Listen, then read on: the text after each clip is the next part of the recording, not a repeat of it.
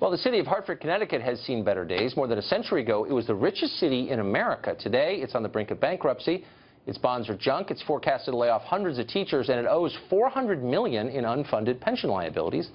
It seems like the kind of place to be eager to save some cash, but instead, the city is risking a loss of federal funds by maintaining its status as a sanctuary city. The president said he's going to crack down on cities like that. Today, he touted his tougher immigration policies, for example.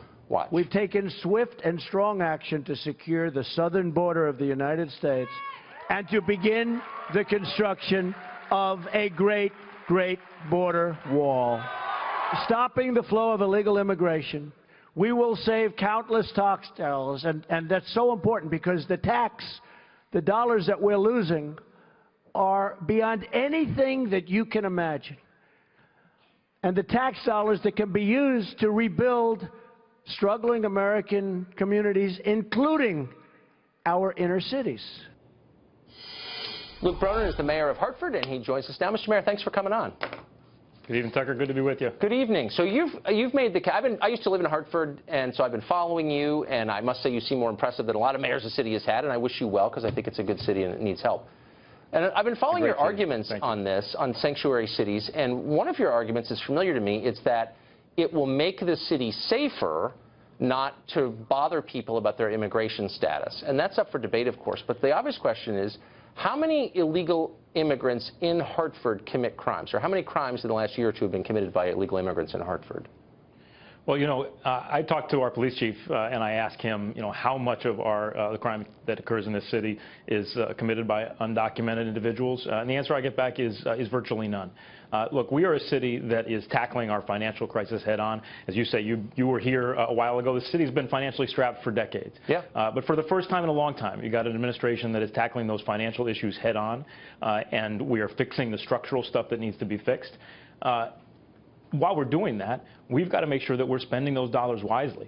And that means prioritizing our law enforcement efforts on those people who actually pose a risk. You know, people who, violent criminals, gang members, suspected terrorists. And we're going to continue to do that. But the way to spend those dollars wisely is not to allow our local law enforcement to be conscripted into serving as a dragnet to help round up undocumented individuals who pose no threat to anybody. But how do you know they pose no threat? I mean, when you say virtually no crimes in Hartford are committed by illegal immigrants, what's the number? What I'm telling you is that our police chief, who, you know, I think a mayor should respect the judgment of a police chief on matters of public safety. Our police chief says that if we ask our police to start serving as the tip of the spear for federal enforcement agencies, not when we're talking about individuals who pose a threat, you're missing my question. In general, to help them round up undocumented individuals generally, they're concerned that that's going to hamper their ability to build relationships that allow them to get information and intelligence and keep the city safe. They work for you. Right. You make the policies. So they carry out your orders on that.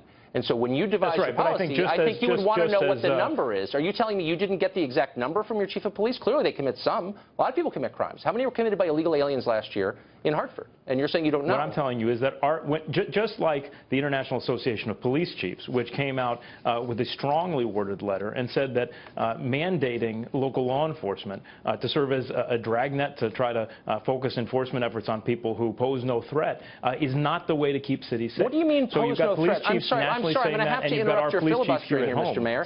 You don't know the number. So when you say they pose no threat, you can't back it up. Now, let me say... No, you're misunderstanding me, Tucker. What I'm saying is... I'm saying is we're going to target those individuals who we know have committed crimes. We are going to target... If we can't find somebody who's an undocumented individual, and that person is a violent criminal, we want that person deported. Just like if we've got someone who's involved in gang activity, or if we've got somebody who is a suspected terrorist, we want to partner with the feds to get those people out of here. No, but what you're saying, and I asked you at the outset, is what is the scope of the problem? Now, we know that there are a lot of crimes committed in America by people here illegally. And by the way, it just so happens that the top news story on FoxNews.com right now is this from Bridgeport, a city not far away. Oscar Hernandez accused of killing his girlfriend and taking off with their daughter.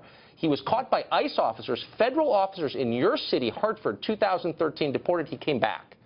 So this is a real thing. So for you to say virtually no crimes are committed by illegal aliens without knowing the actual number seems a little irresponsible. You're proving my point exactly. You're proving my point exactly, which is that's exactly the kind of person that we ought to be prioritizing. State, local, and federal partners working together to prioritize people who have records of violent crime. That individual had a long record of violent crime. That individual was deported under the Obama administration. That's exactly the kind of person we want to work together to get rid of. The feds grabbed him, but under Connecticut law, they did so with the help of local authorities. That's the whole point. And you're saying my cops should not be helping the feds do this. No. You are not. You're either not listening or you're intentionally misleading. But what I'm saying is that's exactly where our cops are going to work hand in hand with the feds to get that person out of here. But you don't even know the scope of the problem. Look, you know exactly what's going on as well as I. You don't want to offend a political constituency, and so you're saying we are taking a stand. You're telling me, time out, you're telling me that a political constituency is undocumented individuals or a political constituency that I'm... Look, you know exactly what I'm saying. It's politically unpopular for you to say you're in any way cooperating with the Trump administration on this divisive issue. And I'm saying, as I have from the beginning, that you don't know the scope of the problem because you didn't ask your police chief how many crimes in Hartford were committed by people here illegally. How can you make policy without knowing that number? Here's what I've asked my police chief, and this is what I'm going to respect his judgment on. What I've asked my police chief is, do you want your police officers to become responsible for asking victims of crime or witnesses of crime about their immigration status so they're afraid to share information? Do you want to be detaining people who haven't committed any crime simply on the basis of their immigration status? And he says definitively no, because he believes it's going to make it harder for his police officers to do their job. Shouldn't you get the numbers before you devise policy? I mean, you're a smart guy. Shouldn't you get the numbers rather than saying... I think what I should do as mayor, and I think what you should do as whatever you are, is consult those people who are actually in law enforcement. And the International Association of Police Chiefs has a very clear view on this, as does our command staff and police chief here in Hartford. I'll stick with numbers because I take my job seriously. Okay. Thanks for joining us. So do you have the numbers?